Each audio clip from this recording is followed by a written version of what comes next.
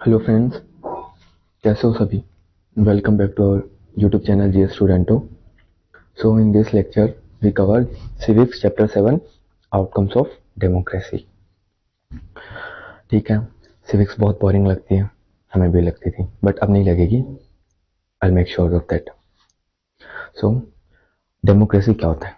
9th class में हमने पढ़ रखा है कि ये क्या है, एक गवर्नमेंट है जो कि लोगों से चुनी जाती है, लोगों के लिए होती है, लोगों के द्वारा होती है। गोल हो गए ना। चलो इसे सिंपल करते हैं। देखो, डेमोक्रेसी एक प्रकार की क्या है, गवर्नमेंट है। तो एक प्रकार की गवर्नमेंट है, तो भैया क्वेश्चन रहेगा कि भैया और कितने प्रकार की गवर्नमेंट है? डिक्टेटरशिप, डिक्टेटरशिप, मोनार्की, ये भी तो फॉर्म ऑफ गवर्नमेंट है। वैसे ही एक डेमोक्रेसी है। डेमोक्रेसी मीन्स लोकतंत्र, जहाँ लोगों का शासन होता है, और मोनार्की, जहाँ पे राजा का शासन होता है, राजतंत्र। अब जहाँ पे राजा का शासन होगा वहां पे लोगों का कोई रोल होगा क्या? जैसे जो आम आदमी है, नॉर्मल सिटीजन्स है, मैंगो पीपल, तो उनका कोई रोल नहीं होगा गवर्नमेंट में। वैसे ही डेमोक्रेसी में क्या होता है, उसके उल्टा होता है। वहां पे लोगों का रोल होता है। लोगों का वो तो बनती ही लोगों से है। जैसे कि is a government of people, लोगों की गवर्नमेंट है वो। By the people and for the people, लोगों से है और लोगों के लिए है। जैसे कि कोई रूलर्स को हम इलेक्ट करते हैं, कोई लीडर हो गया, जैसे एमएलए हो गया, एमएलए हो गया, एमपी हो गए। ठीक है, तो इनको कौन इलेक्ट करता है? वी द पीपल, है ना। हम इलेक्ट करते हैं, हर 5 साल बाद इलेक्शन होते हैं, इलेक्शन में हम इन्हें इलेक्ट करते हैं, चुनते हैं और चुन के इन्हें संसद में भेजते हैं, या विधान परिषद में, विधानसभा में, यहाँ पे जाते हैं और वो हमारे लिए डिसीजंस लेते हैं, पॉलिसीज बनाते हैं। तो ये डेमोक्रेसी हो गया और मोनार्की हो गया। हमने 9th क्लास में अच्छे से पढ़ रखा है, बट चैप्टर शुरुआत करनी है तो बेसिक अंडरस्टैंडिंग होनी चाहिए। बहुत सारे लोग नहीं भी पढ़ते, तो आगे चलो आगे पढ़ देखते हैं क्या है। सो हम क्या देख रहे हैं कि आउटकम्स क्या है। आउटकम मतलब रिजल्ट क्या है, परिणाम क्या मिलते हैं हमें डेमोक्रेसी के।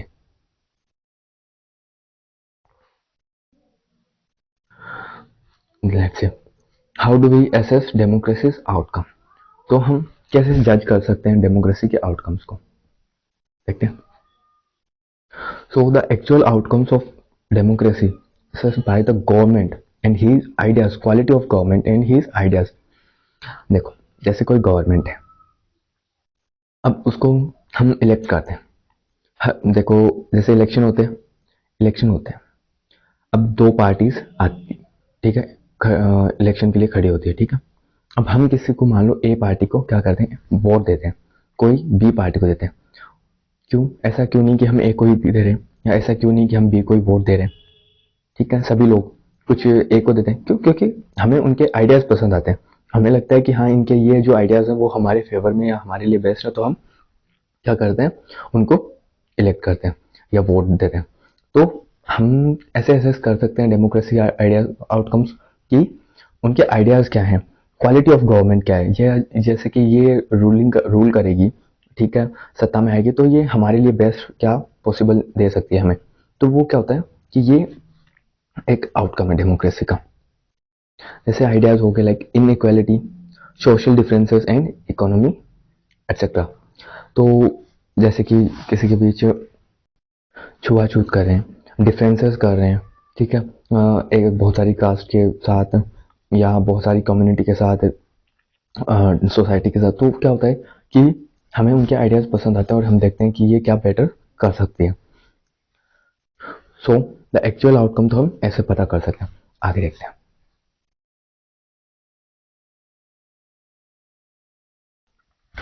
तो democratic government is better than other forms of government. Statement बहुत सही है, बहुत बेस्ट है। क्यों? क्योंकि इसमें क्या कहा कि डेमोक्रेटिक जो गवर्नमेंट होती है वो बेटर है than any other form of government, better than any other forms of government. जैसे कि हमने देखा है, मोनार्की है, राजतंत्र है, वहां पे लोगों का कोई रोल नहीं होता। वहां पे लोगों की कोई सुनवाई नहीं होती। डेमोक्रेटिक गवर्नमेंट हम कह सकते हैं कि एक बेटर फॉर्म ऑफ गवर्नमेंट है। क्यों? और देखते हैं रीजंस क्या है इसके। ये क्या करती है? प्रमोट्स इक्वेलिटी, लोगों की भाईचारा बढ़ाती है। इनहेंस डिग्निटी ऑफ इंडिविजुअल, आम व्यक्ति की क्या है, ये इंडिविजुअल व्यक्ति की डिग्निटी बढ़ाती है, इज्जत, उसे लगता है कि हाँ मैं भी कुछ हूँ। एक डेमोक्रेटिक गवर्नमेंट में उसे वाइब आती है कि यस आई एम वन, मेरी भी कोई रिस्पेक्ट है, वैल्यू है, ठीक है, प्रेस्टीज है मेरी भी सोसाइटी में। क्यों? इसके पीछे का रीजन ये हो गया कि जैसे कि एक तो बहुत अमीर व्यक्ति है और एक बहुत आम आदमी मैंगो पीपल है, तो क्या है कि दोनों के जो वोट्स देते हैं, इलेक्ट करते हैं, तो वन वोट वन वैल्यू। ऐसा तो नहीं है ना कि कोई रिच पीपल है तो उसका ऐसा होता है कि नहीं भैया ये तो अमीर आदमी है, इसके तो एक वोट को 10 की जगह काउंट करता हूँ या फिर 100 की जगह काउंट करता हूँ, और ये तो देखो आम आदमी गरीब लोग गरीब है तो इसके सिर्फ एक वोट को हम आधा ही गिनेंगे। ऐसा कुछ नहीं है, चाहे कितना ही अमीर हो, गरीब हो, काला हो, गोरा हो, सबकी क्या है कि इक्वल राइट्स ऑफ वोट के टाइम, इक्वल है ना, वन वोट वन वैल्यू है। तो वो क्या कहता है कि हाँ, एक जो आम आदमी है उसको भी लगता है कि यस मेरी भी कोई वैल्यू है सोसाइटी में। तो ये enhance dignity of individual, improve quality of decision making. कैसे? देखो ये स्टेटमेंट बहुत इजी है, लग रही है हार्ड लग रही है या फिर थोड़ी टफ लग रही है, बोरिंग लग रही है, ऐसा कुछ नहीं है। थोड़ा ऐसे आप समझने की कोशिश करो, बहुत इजी है ना। सिविक्स तो वैसे भी बहुत फुद्दू सा सब्जेक्ट है, इजी सब्जेक्ट है, बस समझने वाला चाहिए और पढ़ाने वाला चाहिए। And I will make sure कि आप लोगों को बिल्कुल भी बोरिंग ना लगे। Improve the quality of decision making. कैसे? हम इलेक्ट कर रहे हैं, ठीक है, एमएलए को, एमपी को। अब वो क्या करेंगे? वो जाके हमारे लिए पॉलिसीज बनाएंगे, वो पॉलिसीज बेस्ट बनाएंगे, उन्हें बेस्ट बनानी पड़ेगी। क्यों? हमारे फेवर में बनानी पड़ेगी। इसका रीजन का पीछे का रीजन ये है कि उन्हें अगली बार फिर जब इलेक्शन आएंगे तो उन्हें हमारे पास आना और आके वोट मांगने और इलेक्ट होना है, री इलेक्ट होना उन्हें। तो क्या कि वो जो भी डिसीजंस लेंगे वो हमारे फेवर में लेंगे। तो क्या करती है? Improve quality of decision making. समझ में आया? आगे देखते हैं। Provides method to resolve conflict. अब कैसे? भैया गवर्नमेंट्स कब से करने लग गई, ठीक है, पार्टीज तो एक दूसरे को लड़ाने का काम करती, ठीक है, किसी को कहना मत, बट सीक्रेट तो यही है ना। बट क्या है ना कि उन्हें करना पड़ता है, लोगों को दिखाना पड़ता है कि हाँ हम सही काम कर रहे हैं।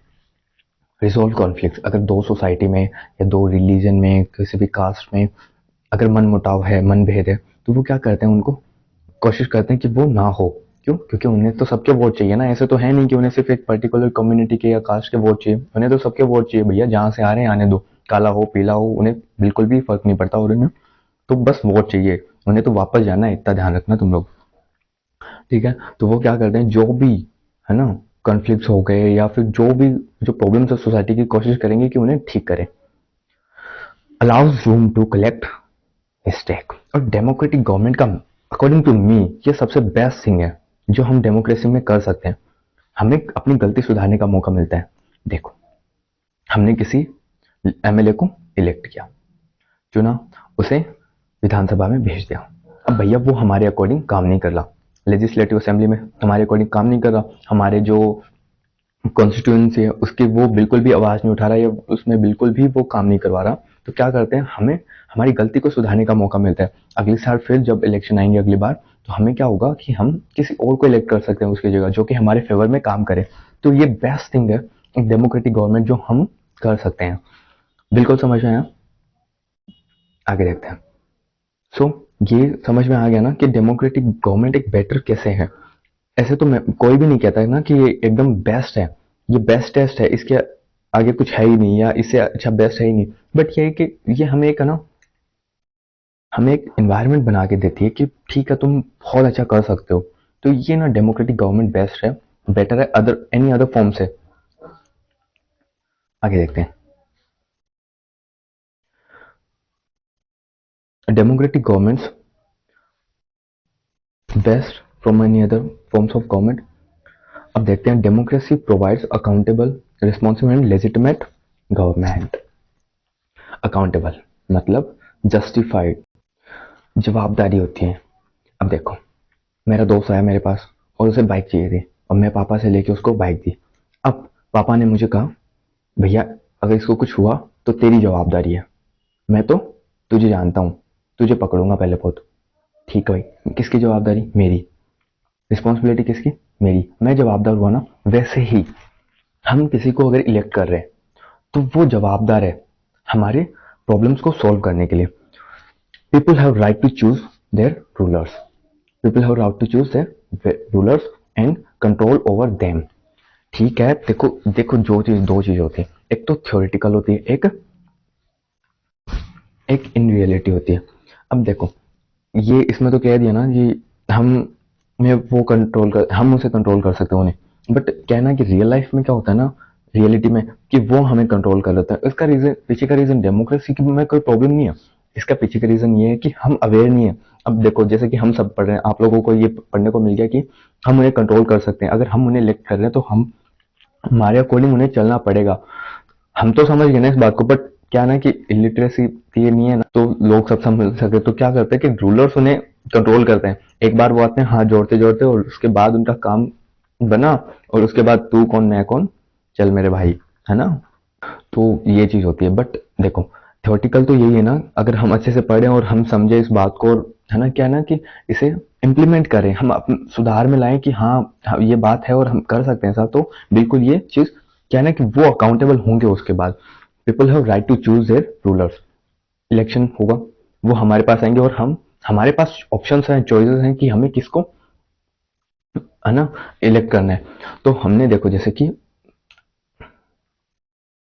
ए आया, बंदा आया, बी आया और सी आया, हमने ए को क्या किया, इलेक्ट कर लिया।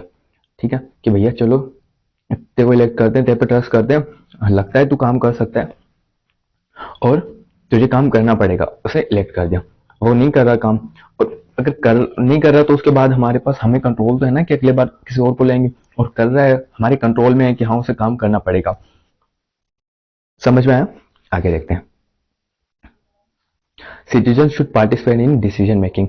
और ये जो हम कर रहे हैं वो एक इनडायरेक्टली, हम पार्टिसिपेट तो कर रहे हैं ना डिसीजन मेकिंग में, इनडायरेक्टली कर रहे हैं। डायरेक्टली तो वो लोग करेंगे जो कि पॉलिसीज बनाएंगे, बट स्कीम्स बनाएंगे, बट है ना, इनडायरेक्टली क्या है, हम भी पार्टिसिपेट कर रहे हैं। तो ये क्या है कि मोस्ट बेसिक आउटकम है कि देखो डेमोक्रेसी का सबसे बेस्ट थिंग क्या हो गया कि हम अपनी गलती सुधार सकते हैं। और क्या हो गया कि जो हमें जिन्हें इलेक्ट करते हैं ना, वो अकाउंटेबल होते हैं हमारे, ठीक है, उनकी जवाबदारी होती है हमारे प्रति। ठीक है, अकाउंटेबिलिटी समझ में आए, अकाउंटेबल। अब देखते हैं रिस्पॉन्सिव क्या होता है। रिस्पॉन्सिव क्या होता है? To needs and expectations of citizens. हमने उन्हें इलेक्ट किया, उसके बाद हमारे कुछ काम करवाने, हमें रोड्स बनवानी है, इंफ्रास्ट्रक्चर डेवलपमेंट करवाने, स्कूल्स बनाने, हॉस्पिटल बनाने, हमारी ये उम्मीदें उनसे, एक्सपेक्टेशंस है, हमारी नीड है, वो क्या होंगे, रिस्पॉन्सिव होंगे, उन्हें वो करना पड़ेगा। क्यों करना पड़ेगा? अच्छे से जानते हैं, उन्हें अगली बार फिर से इलेक्शन में हाथ जोड़ के आना है, और वो कौन से मुंह से आएंगे भैया अगर काम ही नहीं करवाएंगे तो। आगे देखते हैं। अब लेजिटिमेट गवर्नमेंट क्या है? लेजिटिमेट का मतलब क्या होता है कि जस्टिफाइड है। जस्टिफाइड गवर्नमेंट, जस्टिफाइड कैसे हो गया कि हम उन्हें इलेक्ट करके भेज रहे हैं, हम उन्हें चुन के भेज रहे हैं, तो वो जस्टिफाइड हो गई ना। अगर एक मोनार्की है उसमें कोई रूलर है तो वो जस्टिफाइड नहीं है। क्यों? क्योंकि हमने उसे इलेक्ट नहीं किया, या हमारे वो मर्जी से वहां नहीं बैठा, उसकी मर्जी से वो हम पे रूल कर रहा है, तो वो क्या हो गया, वो इनजस्टिफाइड हो गया। ठीक है, वो इलेजिटिमेट हो गया।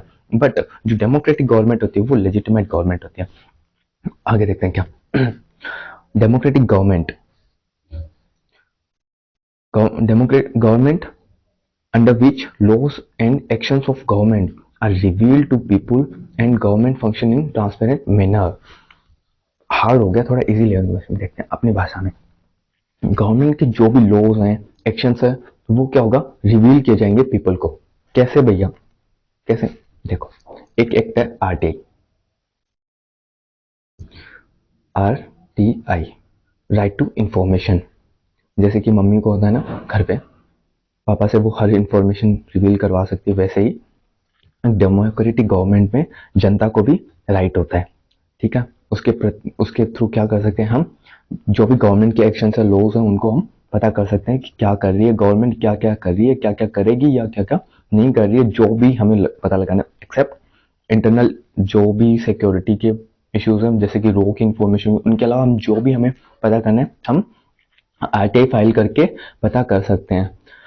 तो जो भी गवर्नमेंट के फंक्शंस हैं और एक्शंस हैं, वो हम पता कर सकते हैं आरटीआई के थ्रू फाइल करके। आगे देखते हैं। और जो भी गवर्नमेंट फंक्शन करेगी वो ट्रांसपेरेंट मैनर में करेगी। तो जैसे हम पता कर सकते हैं तो वो ट्रांसपेरेंट मैनर हो गया ना। एक तो हो गया कि वो जो भी काम करिए हमें पता ही नहीं क्या करिए, तो वो क्या हो गया, हमें पता नहीं, तो वो इलिजिटिमेट तरीका हो गया और इनट्रांसपेरेंट मैनर हो गया। बट एक बेस्ट थिंग है ये सब। देखो गॉड डेमोक्रेसी को हम बहुत बार कहते हैं कि डेमोक्रेसी गलत है, ये है वो है, but in reality democratic other form से बहुत बेस्ट गवर्नमेंट है, फॉर्म ऑफ गवर्नमेंट। इसीलिए हमारे फाउंडिंग फादर्स ने क्या किया, इसे हमारे इंडिया में इंट्रोड्यूस किया। वरना तो और भी थी ना, मोनार्की थी, मोनार्की तो चलो नहीं कर सकते थे बट डिक्टेटरशिप कर सकते थे। जैसे कि आप पाकिस्तान में देख लो, ऐसे कहने को तो पाकिस्तान भी एक डेमोक्रेटिक है, बट क्या है ना कि उन्होंने इम्प्लीमेंट नहीं किया प्रॉपर तरीके से। वहां पे तो कोई ऐसा रूलर भी नहीं रहा आज तक, कोई ऐसा पीएम भी नहीं रहा, प्राइम मिनिस्टर भी, जो 5 साल तक कंटिन्यू रूल कर किया हो। बट हम थोड़ा टॉपिक से भटक गए, चलो वापस आते हैं। Because after every election the representative are elected majority party government and work according to constitution. हर इलेक्शन के बाद क्या होता है, उन्हें हमारे पास आना पड़ता है। तो जब वो आएंगे तो वही बात ना, हमने जैसे जान लिया वही बात है इनको। डेमोक्रेसी में एक बात हमेशा याद रखना कि जो रूलर्स हैं, ये जो भी ये इलेक्टेड पीपल्स हैं, उन्हें हमारे पास आना है तो एक बात हमेशा याद रखना कि वो उस अकॉर्डिंग में काम करना पड़ेगा उन्हें। अब देखो वो क्या हमारे पास आएंगे तो उन्हें ट्रांसपेरेंट होना पड़ेगा, उन्हें रिवील करने पड़ेंगे उनके एक्शंस। तो और वो अकॉर्डिंग टू कॉन्स्टिट्यूशन क्या करेंगे, वर्क करेंगे। आगे देखते हैं। तो देखो ये चीज याद रखना, एक तो हो गया अकाउंटेबल, एक हो गया रिस्पॉन्सिव एंड एक हो गया लेजिटिमेट गवर्नमेंट। ये तीनों याद रखना क्योंकि ये थोड़े हैवी वर्ड्स हो गए ना, आंसर में लिखोगे तो रोला पड़ेगा, रोला समझ लो ना, रोला ऐसे कहते हैं ना, रोला जमाना है रोला, तो रोला जम जाएगा तुम लोगों को और टीचर को अच्छा लगेगा। और थोड़ा क्या करना कि हाईलाइट कर देना, जो भी लिखो ना उसके नीचे थोड़ा हाईलाइट कर देना, ताकि टीचर के सीधा डायरेक्ट क्या हो, फोकस हो और उन्हें थोड़ा ऐसे बेटर हो लगे उन्हें कि हाँ बच्चे ने कुछ पढ़ा है। सो आगे देखते हैं।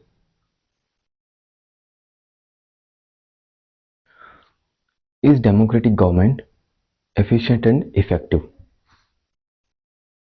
तो क्या हम कह सकते हैं कि एक डेमोक्रेटिक जो गवर्नमेंट है वो एफिशिएंट है और इफेक्टिव है? देखो देखते हैं कैसे हम कह सकते हैं, या क्यों अगर नहीं कह सकते तो क्यों नहीं कह सकते। सो democracy is based on idea of deliberation and negotiation, so some delay is bound to take place। देखो डेमोक्रेटिक गवर्नमेंट है, वो मोनार्की की तरह बिल्कुल भी नहीं है, राजाशाही की तरह बिल्कुल भी नहीं है और हो भी नहीं सकती। एक राजतंत्र है, उसमें राजा रात को सोता है, उसे सपना आता है कि कल ये मुझे करना है या मुझे ये दिख रहा है सपने में या जो भी है, वो उठता है और उठने के बाद उसे इम्प्लीमेंट करा दे, उसे लागू करवा देता है। उसे अगर सपना आया कि मुझे कार्स बंद करवानी है, तो वो अगले दिन आएगा और बोलेगा आज से कोई भी गाड़ी नहीं चलाएगा। भैया उसका शासन है तो वो कुछ भी वो जो भी चाहे, उसे बिल्कुल भी फर्क नहीं पड़ता कि लोग क्या सोचेंगे। क्यों? क्योंकि उसे अगले बार हाथ जोड़ के नहीं आना कि भैया मुझे वोट दो वोट दो, बिल्कुल भी ऐसा नहीं करना पड़ेगा उसे। तो एक डेमोक्रेटिक गवर्नमेंट में जो भी डिसीजंस लेने पड़ेंगे वो उन्हें डिलिब्रेशन नेगोशिएशन वार्तालाप करनी पड़ेगी, है ना। और जैसे कि आगे हम 11वीं क्लास में पढ़ेंगे ब्यूरोक्रेट्स कैसे पॉलिसीज बनाते हैं और उन पॉलिसीज को पास होने में, लॉज को पास होने में पार्लियामेंट में कितना टाइम लगता है, कितने कितने प्रोसेस के थ्रू पास होना पड़ता है। सो एक डेमोक्रेटिक गवर्नमेंट हम कह सकते हैं कि ये थोड़ा सा डिले करती है, बट क्या है ना कि ये जो भी डिसीजंस लेते हैं वो इफेक्टिव होते हैं। आगे देखते हैं। और democratic government follow norms and procedures. देखो अभी बताया कि उन्हें कितने प्रोसीजर्स के थ्रू पास होना पड़ता है, तो ये क्या करते हैं, फॉलो नॉर्म्स एंड प्रोसीजर्स। जो कि मोनार्की होती है या इन डेमोक्रेटिक स्टेट्स होते हैं, वहां पे कोई भी रूल्स एंड रेगुलेशंस नहीं होती, कोई भी नॉर्म्स प्रोसीजर्स नहीं होते। जो मनाते हैं रूलर्स को वो करते हैं। अगर किसी का मन कर गया कि कल ये डिसीजन लेना है तो वो लेंगे without caring bothering of citizens. its decision may be both more acceptable and to people and more effective।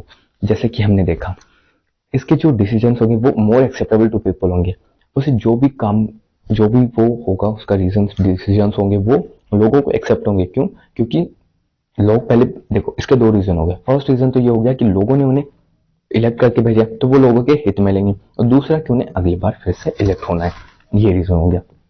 ये जो सेकंड रीजन है ये तो पूरी पॉलिटी में याद रख लेना चाहिए, डेमोक्रेसी में तो बिल्कुल याद रखना।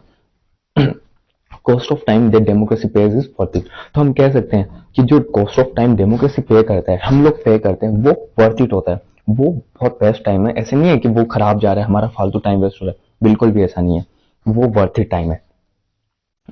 आगे देखते हैं। तो हम कह सकते हैं ना कि डेमोक्रेटिक गवर्नमेंट है, एफिशिएंट भी है और इफेक्टिव भी है। हाँ, थोड़ा टाइम लगता है। आगे देखते हैं। अब हम डेमोक्रेटिक गवर्नमेंट और नॉन डेमोक्रेटिक गवर्नमेंट के बीच के डिफरेंसेस देखते हैं। डिसीजंस प्रोसेस इज स्लो, अभी देखा लास्ट स्लाइड में। और जो नॉन डेमोक्रेटिक उसमें क्विक होते हैं, जल्दी से जो भी मन किया वो डिसीजन ले लेते हैं। पावर लाइज विथ पीपल, जो भी पावर है वो लोगों के हाथ में होती है। थ्योरेटिकल वही बात ना, इन रियल लाइफ ये नहीं होता, बट ठीक है, थ्योरेटिकल है। अगर हम अच्छे से पढ़ेंगे, हम जैसे चीजों को समझेंगे, इंप्लीमेंट करेंगे, तो ये रियल में एक दिन प्रूव होगा कि पावर लाइज विथ पीपल। इसमें non democratic power lies with government, जो भी रूलर है उसके सारी पावर वही कंट्रोल करेगा, उसके हाथ में ही होगी। All people treated equally, right to vote, vote देते हैं। तो देखा ना, ये एग्जांपल है। Leaders are elected by people, elections में वो हमारे पास आते हैं, हम उन्हें इलेक्ट करके भेजते हैं। यहाँ पे क्या है, नॉट ट्रीटेड इक्वली, जैसे कि फ्रेंच रिवोल्यूशन में देखा, ई स्टेट्स थे, first class, second class, third class. तो वो क्या होता है कि नॉन डेमोक्रेटिक में वो जो उनके खास लोग हैं उनको वो अपने पास रखते हैं या उनको अच्छे से ट्रीट करते हैं, और अदर्स को एज ए वही कि चल मेरे भाई, ऐसे बिल्कुल भी, है ना। Can't have right to select them, कोई राइट्स नहीं है उनके पास। वो अगर वो जो भी करे उनके पास हो भी नहीं सकता, क्योंकि सारी जो पावर है वो उनके हाथ में कंट्रोल करती है। आगे देखते हैं। और have to follow certain procedures, उन्हें क्या ना कि सर्टेन फॉलो करने पड़ेंगे प्रोसीजर्स को डेमोक्रेसी में, और उधर डू नॉट फॉलो, यहाँ पे क्या करने पड़ेंगे, follow certain procedures based on deliberation and negotiation. देख रखा है हमने ये सब। Do not bother about such things, वो बिल्कुल भी केयर नहीं करते कि लोग क्या सोचेंगे, ठीक है, उनका जो मन किया वो करेंगे। People have right to freely express their opinion, ये भी बहुत बेस्ट थिंग है। देखो, लेट्स एग्जांपल से देखते हैं। लास्ट टाइम फार्मर लॉज आए, अब लोगों को, फार्मर्स को अच्छे नहीं लगे, तो उन्होंने क्या किया, प्रोटेस्ट किए, स्ट्राइक्स किए। तो वो क्या कि 1 साल लगा, 1.5 साल लगा, उसके बाद गवर्नमेंट को वो विड्रॉ करने पड़े। तो वैसे ही एक डेमोक्रेसी में हम कर सकते हैं, ये चीजें अलाउ है ना, हम अपने ओपिनियंस को एक्सप्रेस कर सकते हैं। But in non democratic governments ये बिल्कुल भी नहीं कर सकते हैं हम, वो लाते मारेंगे, छत्तर मारेंगे हमें, ठीक है, अगर सोचा भी तो हमने। एग्जाम्पल इंडिया एंड यूएसए, और नॉन डेमोक्रेटिक गवर्नमेंट का सऊदी अरेबिया, जिम्बाब्वे। एग्जाम्पल्स लिखना, क्योंकि अच्छा लगता है टीचर को भी देख के कि हाँ इसको कुछ पता है। इतना समझ में आया। आगे देखते हैं। Economic growth and development. अब देखो, जो डेमोक्रेटिक गवर्नमेंट होती है उसमें इकोनॉमिक ग्रोथ कैसे होती है, उसमें डेवलपमेंट किस हिसाब से होता है। ये जो हम स्टार्टिंग में देखते हैं, मिड 90s में, 1950 से लेकर 2000 तक, तो हमें देखने को मिलता है कि जो डिक्टेटरशिप हो गया या फिर जो नॉन डेमोक्रेटिक गवर्नमेंट है, उनमें इकोनॉमिक ग्रोथ बहुत अच्छी थी, डेवलपमेंट अच्छा था। बट सिर्फ इस एक फैक्टर से हम ये नहीं कह सकते कि जो डेमोक्रेटिक गवर्नमेंट है वो खराब होगी, नॉन डेमोक्रेटिक अच्छी है, नहीं, बिल्कुल नहीं। ये जो इकोनॉमिक ग्रोथ है, डेवलपमेंट है, ये भी बहुत सारी फैक्टर्स पे डिपेंड करता है, जैसे countries population, size, global situation, cooperation with other countries, natural resource, economic political of policies of government। अब देखो, अगर कोई कंट्री है उसकी पॉपुलेशन बहुत ज्यादा है, एग्जांपल इंडिया, तो और एक कंट्री है उसकी जो पॉपुलेशन है और उसकी साइज है वो साइज तो बहुत बड़ी है और पॉपुलेशन बहुत छोटी है, एग्जांपल यूएसए और इंडिया, पॉपुलेशन है बहुत ज्यादा है, बट पॉपुलेशन के कंपैरिजन में साइज इतनी ज्यादा नहीं है। क्यों? सिर्फ सिर्फ वर्ल्ड के कंपैरिजन में 2% लैंड है इंडिया के पास, और वही पॉपुलेशन के 50% के अराउंड। तो यूएसए हो गया और इंडिया, बिल्कुल यूएसए क्या करेगी कि ज्यादा प्रोग्रेस करेगी, ज्यादा डेवलप करेगी। ग्लोबल सिचुएशन, उस टाइम पे रोला था यार यूएसए का, क्यों? क्योंकि वो इंडिपेंडेंट जल्दी हो गए थे, ठीक है, उन्होंने जल्दी फोकस किया अपने आप को डेवलप करने पे। Cooperation with other countries, natural resource, उनके पास बहुत सारे नेचुरल रिसोर्स हैं। इकोनॉमिक पॉलिसीज ऑफ गवर्नमेंट, उनकी इकोनॉमिक पॉलिसीज बहुत बेस्ट थी स्टार्टिंग में, तो उन्होंने क्या किया, जल्दी डेवलप कर लिया। अगर हम भी इसी अकॉर्डिंग चलेंगे तो हम भी में भी जल्दी क्या करेंगे, डेवलप करेंगे। तो ये क्या होता है कि सेवरल फैक्टर्स है इकोनॉमिक ग्रोथ के भी। ऐसे नहीं है कि अगर डेमोक्रेसी आ गई तो भैया सब है ना राम राज्य आ जाएगा, ऐसा नहीं है, बिल्कुल भी नहीं है ऐसा। डेमोक्रेसी आने के बाद भी हमें बहुत सारी चीजों को देखना पड़ेगा, समझना पड़ेगा, उसके अकॉर्डिंग वर्क करना पड़ेगा, ताकि हम क्या कर सके, जल्दी से जल्दी डेवलप कर सके। तो ये सारे फैक्टर्स हैं जिन पे डिपेंड करती है इकोनॉमिक ग्रोथ। आगे देखते हैं। So difference in roles of economic development between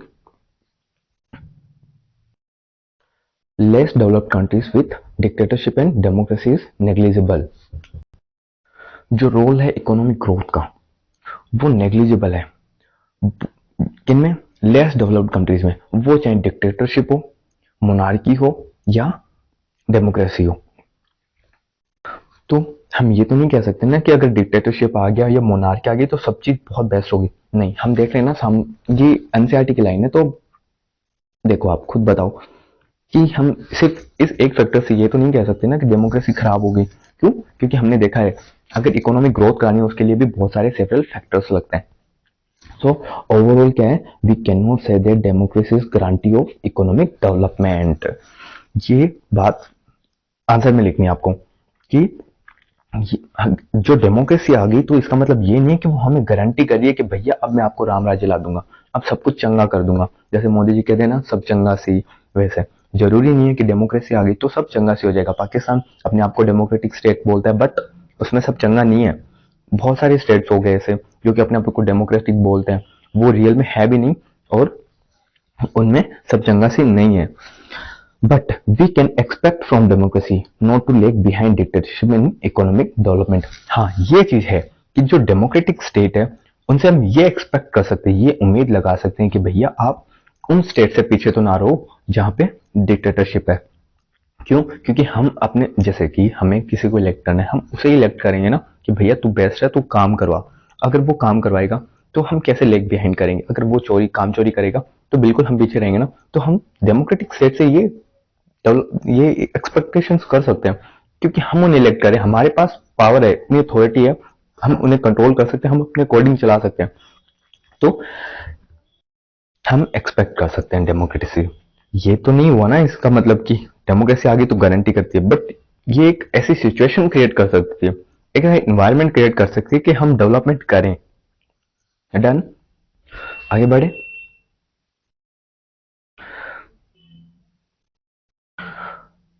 reduction of inequality and poverty.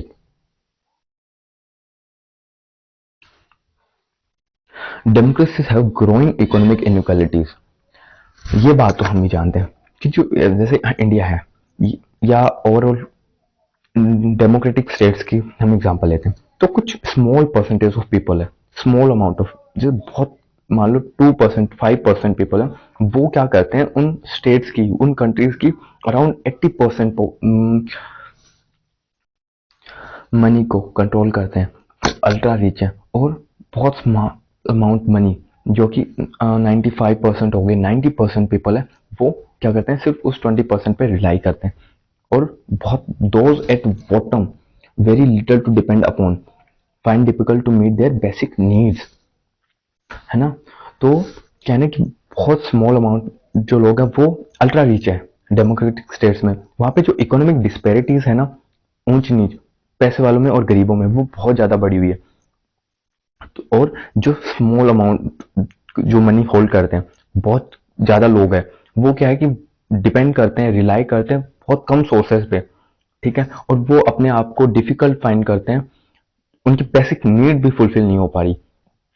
तो ये एक थिंग चीज है जो कि डेमोक्रेटिक स्टेट को इस पर थोड़ा नोटिस करना पड़ेगा, थोड़ा देखना पड़ेगा, फोकस करना पड़ेगा। ऐसा नहीं है कि गवर्नमेंट कर नहीं रही है, बट जो इकोनॉमिक डिस्पेरिटीज है वही बहुत ज्यादा है, तो उसको ठीक करने में काफी टाइम लगेगा, थोड़ा टाइम लगेगा। Democratically elected government address questions of poverty by making various welfare schemes. और जो डेमोक्रेटिक इलेक्टेड गवर्नमेंट है, जैसे कि हमारे इंडिया में हो गया, हमारी जो गवर्नमेंट है वो बहुत सारी पॉलिसीज बनाती है, जैसे कि फार्मर्स के लिए बना रही है, उन्हें फार्मर्स को कुछ सब्सिडीज दे रही है, घर बनाने के लिए दे रही है, हर घर जल हो गया, और जो अनएम्प्लॉयड है उनको कुछ बेरोजगार भत्ता दे रही है, और भी बहुत सारी काम कर रही है गवर्नमेंट। ठीक है, वेलफेयर स्कीम्स बना रही है। अब अगर तुम सोचो कि यही डिक्टेटरशिप वाली गवर्नमेंट होती या मोनार्की वाली गवर्नमेंट होती तो उन्हें बिल्कुल भी फर्क नहीं पड़ता, वो क्यों काम करवाते, है ना। तो डेमोक्रेसी का ये कुछ आउटकम्स हम कह सकते हैं कि बहुत बेस्ट है। तो इसीलिए हम डेमोक्रेटिक को एक क्या है, उनके कंपैरिजन में बेटर फॉर्म ऑफ गवर्नमेंट मानते हैं। और देखते हैं, democracy is not only make welfare schemes, वो सिर्फ वेलफेयर स्कीम्स नहीं बन रही, also give reservation for socially economically backward people in jobs, election and educational institutions, वो रिजर्वेशंस भी दे रही है। ठीक है, कैसे, एससी को, ओबीसी को जॉब्स में दे रही है, एजुकेशनल इंस्टीट्यूशंस में मिल रहे हैं। ठीक है, और उनके लिए कुछ ऐसी इस हिसाब से पॉलिसीज बनाई जा रही है जिनसे उनका क्या हो कि उदाहरण हो, वो थोड़ा अपने आप को ऊपर उठा सके। ये सब स्टेप्स हैं जो कि डेमोक्रेटिक गवर्नमेंट करती है, जो कि डिक्टेटरशिप हो गया या मोनार्की स्टेट हो गया वो बिल्कुल भी नहीं करते। हमने पॉलिटिकल आउटकम्स देखे, सोशल इकोनॉमिक आउटकम देख लिया, और अब देखते हैं सोशल आउटकम्स क्या है। समझ में आ रहा है ना, बोरिंग तो नहीं लग रहा ना। Let's say accommodation of social diversities. अब देखो, डेमोक्रेटिक स्टेट है, एक दो एग्जांपल लेंगे। एक सऊदी अरेबिया जो कि मुस्लिम स्टेट है, वहां पे मैक्सिमम मेजोरिटी जो पॉपुलेशन है वो मुस्लिम्स की है। यूएई हो गया, यूनाइटेड अरब अमीरात, वहीं पे इंडिया, हमारी कंट्री, वहां पे क्या है, सेकुलरिज्म है। अकोमोडेशन ऑफ सोशल डाइवर्सिटीज, बहुत सारी जो डाइवर्सिफाइड कास्ट हो गए, रिलीजन्स हो गए, उन्हें अपने जगह है यहाँ पे, वो यहाँ पे रह सकते हैं। तो accommodation of social diversities, providing dignity and freedom to citizens. अब राइट टू वोट है, ऐसा तो नहीं है ना कि जो भी कि माइनॉरिटी में है या जो कि कास्ट है, जो कि अनटचेबल्स जैसे कि प्रैक्टिस किए जाते हैं, तो कहते हैं कि उनको राइट टू वोट नहीं है, जो कि पहले होता था, है ना, इंडिपेंडेंस से पहले होता था, क्योंकि अब तो नहीं है ना। इंडिपेंडेंस के बाद ऐसा तो नहीं था ना कि जो कि लोग जिनके पास पैसे नहीं है या जो भी प्रॉब्लम्स है उनको हम राइट टू वोट नहीं देंगे। अबोव द 18, एज ऑफ 18 सबको राइट टू वोट है।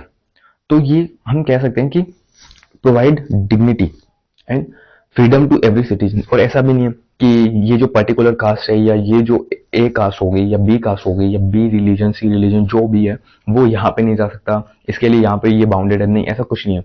फ्रीडम है टू सिटीजन्स, जहाँ पे जाओ। बट ये चीजें हमें डिक्टेटरशिप स्टेट में नहीं देखने को मिलती। Democracy usually develop a procedure to accommodate various social groups. अब देखो, समझे, थोड़ा ना हैवी हो जाता है ये, बट इजी है थोड़ा सा देखेंगे तो। डेमोक्रेसी यूजुअली डेवलप ए प्रोसीजर्स, डेमोक्रेटिक गवर्नमेंट क्या करती है, इस हिसाब से प्रोसीजर्स बनाती है, पॉलिसीज बनाती है कि सारे लोग अच्छे से रह सकें, है ना। अकोमोडेट वेरियस सोशल ग्रुप्स, बहुत सारे लोग हैं, सोशल ग्रुप्स हैं, वो एक साथ रह सके, उनके बीच में कोई प्रॉब्लम ना हो।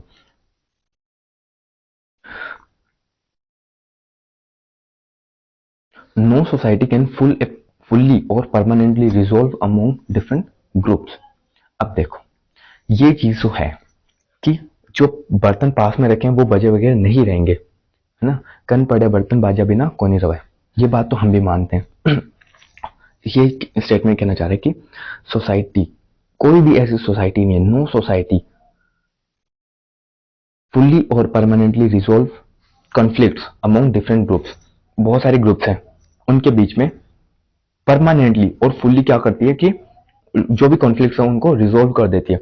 ऐसी कोई भी सोसाइटी नहीं है ना, ऐसा कोई भी डेमोक्रेसी नहीं है। But democracy is best to handle social differences, divisions and conflicts. जो डेमोक्रेटिक स्टेट है वो क्या है, बेस्ट प्रूव होता है इसमें उनको अच्छे से हैंडल करने में, सोशल डिफरेंसेस को, डिविजन्स को और कॉन्फ्लिक्ट्स को। क्यों, क्योंकि उन्हें क्या होता है, democracy means rules of people. अगर पीपल का रूल है तो उन्हें सब पीपल के पास जाना पड़ेगा, उनसे वोट्स लेने पड़ेंगे, और वोट लेने हैं तो उनको क्या है ना कि उनके मतभेद क्या है कि ठीक करने पड़ेंगे, मन मुटाव को ठीक करने पड़ेंगे। सो डेमोक्रेसी क्या है, बेस्ट तरीके से हैंडल कर सकती है, जो कि डिक्टेटरशिप नहीं कर सकता। डिक्टोरियल स्टेट हो गया, कोई राजा हो गया या मोनार्की में, वो क्या करेगा, उसे बिल्कुल भी फर्क नहीं पड़ता कि अगर ए जो पीपल है या बी पीपल, हम जैसे डिवाइड करते हैं कि ए कम्युनिटी हो गई है ना, या ए रिलीजन हो गया, ए रिलीजन हो गया, बी रिलीजन हो गया और सी रिलीजन हो गया। अब देखो एक डिक्टोरियल स्टेट है, उसमें क्या कि मान लो बी जो कम्युनिटी है वो इस डिक्टेटर से नाराज है या इन दोनों के बीच मन मुटाव है, उन्हें बिल्कुल भी फर्क नहीं पड़ेगा राजा को कि वो उनके बीच ठीक करे, उन्हें क्यों ठीक करना है। हाँ, तो वही क्या ना, क्योंकि उन्हें उनसे काम नहीं है, उन्हें उनके पास नहीं आना वोट लेने के लिए। बट डेमोक्रेसी में क्या होता है कि ये करना पड़ता है उनको। आगे देखते हैं, democracy evolves mechanism to negotiate. Democratic जो गवर्नमेंट है वो क्या करती है, ऐसे मैकेनिज्म इवॉल्व करती है नेगोशिएट कराने के लिए, उनके बीच मन ठीक करने के लिए। जैसे कि राम जन्मभूमि का एग्जाम्पल हो गया, वहां पे सुप्रीम कोर्ट की जो भी वर्डिक्ट थी, उसके बाद क्या हुआ कि दोनों कम्युनिटीज को उनके बीच में नेगोशिएशंस करवाई गई। अलग देखते हैं, learn to respect this differences, और हम इन्हें कैसे ठीक कर सकते हैं। हम कुछ मैकेनिज्म ऐसे डेवलप कर सकते हैं जिनके बीच उनके बीच नेगोशिएट हो करें हम, ठीक है। और ऐसे क्या ना कि learn to respect these differences, हम रिस्पेक्ट करें अगर एक दूसरे के, है ना, अगर रिस्पेक्ट करें तो ये चीज खुद से ठीक हो सकती है। अगर एक दूसरे के डिफरेंसेस को हम रिस्पेक्ट करें, हम सीख जाएं कि हाँ चलो ये ऐसे ही होता है। और देखो पूरा तो कोई भी ठीक नहीं होता ना, तो ए को भी समझना पड़ेगा और बी को भी समझना पड़ेगा कि हाँ हम ऐसे काम चला सकते हैं और हमें चलाना ही पड़ेगा। और अगर देखो लड़ाई में, कॉन्फ्लिक्ट्स में किसी का भी भला नहीं है, किसी का भी नहीं होगा, तो बेस्ट थिंग क्या होगी कि हम एक दूसरे को समझें और आगे बढ़े, है ना, प्रॉब्लम्स को ठीक करें, ना कि प्रॉब्लम्स को और ज्यादा डिवाइड करें। Third thing, develop procedure that reduce possibilities, और हम ऐसे मैकेनिज्म क्या करें, इवॉल्व करें जो कि इन जो कॉन्फ्लिक्ट्स की पॉसिबिलिटी को क्या कर दें, रिड्यूस कर दें, कि हो ही ना, ऐसा कुछ काम कर सकते हैं। आगे देखते हैं, देखो dignity and freedom of citizens. एक डेमोक्रेटिक स्टेट क्या है, डिग्निटी और फ्रीडम देता है अपने सिटीजन्स को। कैसे, है ना, democracy stands much superior, democracy stands much superior to any other form of government for promoting dignity and freedom to individual। हर एक व्यक्ति को क्या है कि इज्जत मिलती है, रिस्पेक्ट मिलती है, और उसे वो हमें इतने सारे राइट्स दिए गए हैं, है ना। तो हम ये कह सकते हैं कि जो डेमोक्रेटिक गवर्नमेंट है वो इंडिविजुअल्स को डिग्निटी भी देती है और फ्रीडम भी प्रोवाइड कराती है। Every individual wants to receive respect, हर एक इंडिविजुअल यही चाहता है कि उसे भी रिस्पेक्ट मिले सोसाइटी में, इक्वल ट्रीटमेंट हो उसका भी। तो वो क्या करता है, अगर नहीं मिल रही उसको इक्वल ट्रीटमेंट और उसे थोड़ा सा प्रॉब्लम हो रही है, उसे लग रहा है कि मेरे फेवर में कुछ नहीं है या मेरे हिसाब से कुछ नहीं चल रहा, मेरे जो कम्युनिटी के हिसाब से, मेरे रिलीजन के हिसाब से बहुत गलत हो रहा है ये मेरे साथ, तो वो क्या होता है कि वहां पे कॉन्फ्लिक्ट अराइज होंगे, वहां पे कॉन्फ्लिक्ट होंगे। और अगर सब चंगा सी होगा तो बिल्कुल नहीं होगा। Conflicts arise when they are not treated equally with and due respect, अगर उन्हें रिस्पेक्ट नहीं मिलेगी तो क्या वहां पे क्या हो जाए, प्रॉब्लम्स हो जाएगी, वहां पे कॉन्फ्लिक्ट होंगे।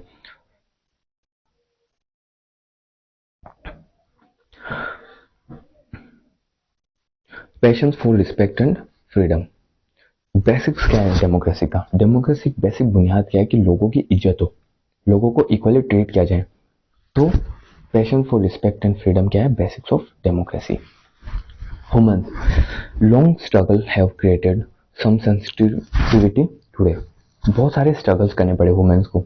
आज लोग क्या है कि देखते हैं, पहले तो क्या होता ना कि उन्हें बिल्कुल भी ट्रीट नहीं किया जाता इक्वली, उन्हें बहुत ज़्यादा बैकवर्ड ट्रीट किया जाता, उन्हें बहुत ज़्यादा मारा पीटा और बहुत सारे जुल्म ढाए जाते, बट ना एजुकेशन दी जाती, कुछ भी नहीं। बट आज क्या है कि लोगों में हाँ थोड़ा समझदारी आई है कि हाँ हमें इन्हें भी इक्वली ट्रीट किया जाना चाहिए, जैसे लड़कों को करते हैं और वैसे ही लड़की को भी ट्रीट करना चाहिए।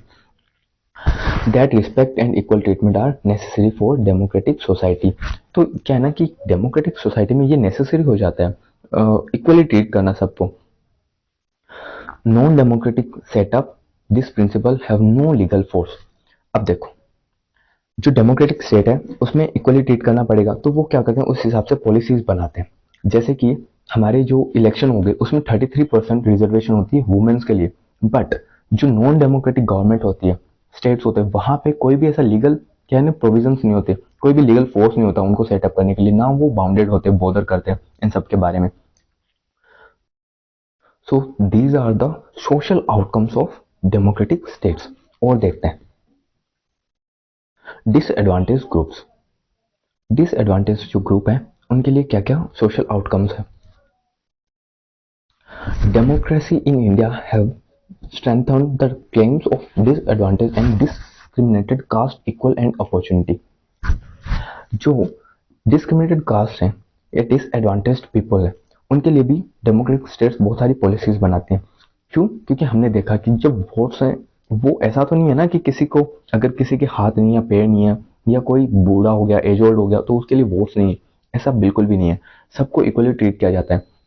जो कि डिस्क्रिमिनेटेड कास्ट है, जिनके साथ बहुत ज़्यादा छुआछूत किया जाता है या उन्हें बहुत बुरी तरीके से ट्रीट किया जाता है, उनको भी क्या है ना कि एक डेमोक्रेटिक सोसाइटी में इक्वली ट्रीट किया जाता है. क्यों? क्योंकि उन्हें भी क्या डेमोक्रेसी की बेसिक नीड है. ये बेसिक्स है कि अगर किसी को डेमोक्रेटिक स्टेट बनना है तो उसके भी जो बेसिक फाउंडेशंस हैं कि उन्हें सबको इक्वली ट्रीट करना पड़ेगा. जैसे कि आर्टिकल 14-15 हमें सिखाते हैं कि equality before law and equal protection of laws. Article 14 directly कहता है कि हर एक इंडिविजुअल क्या है, इक्वल है लॉ के आगे और सबको इक्वल प्रोटेक्शन मिलेगी. Article 15 state shall not discriminate against any citizens on grounds of religion, race, caste, sex, on the place of birth और एनी अदर. सो क्या है ना कि बेसिक फाउंडेशन होती है डेमोक्रेटिक सोसाइटी की कि वो सब लोगों को क्या इक्वली ट्रीट करें. But there are still cases of caste based inequalities. पर हमें उसके बाद भी, अब जैसे कि आप लोग ये क्वेश्चन उठाएंगे कि भैया फिर भी हमें तो बहुत सारे क्वेश्चन बहुत सारी बार देखने को मिलता है कि यहाँ पे लोगों के साथ डिस्क्रिमिनेशन हो रहा है, या जैसे कि हमारे सामने बहुत सारे एग्जाम्पल्स आते हैं कि किसी को पानी नहीं पीने दिया जाता, और किसी को शादी के टाइम घोड़ी पे नहीं बैठने दिया जाता, उसे मार दिया जाता सिर्फ इस बात पे, और किसी को मूंछों पे दाव नहीं देना जाता कि भैया तू तो छोटी जात का, तू ऐसे ये सब कैसे कर सकता है. तो ये सारे केसेस हमें देखने को मिलते हैं. बट इसके पीछे का सिर्फ रीजन ये है कि lake of moral and legal foundations. और लोगों में कहना है कि वो बात नहीं है कि समझ सकें कि ये चीज गलत है, और इनके लिए कुछ जो लीगल फाउंडेशन है, जैसे कि आर्टिकल 17 हो गया, अनटचेबिलिटी अबॉलिश्ड है अकॉर्डिंग टू आर्टिकल 17. बट क्या ना लोग समझ नहीं पाते, और कुछ लीगल फाउंडेशन से क्या है कमजोर है कहीं पे, जिस वजह से ये सब चीजें प्रैक्टिस हो जाए. अगर अच्छे से इन चीजों को इम्प्लीमेंट किया जाए और समझाया जाए तो क्या ना कि ये चीजें सब खत्म हो सकती है. It is recognisation that makes ordinary citizens to value their democratic rights. और हर व्यक्ति, जो भी ऑर्डिनरी व्यक्ति हो गया, रिच पीपल हो गया, उन्हें भी समझाया जाए कि ये चीज गलत है, हमें इनको भी इक्वल ट्रीट करना चाहिए. आगे देखते हैं.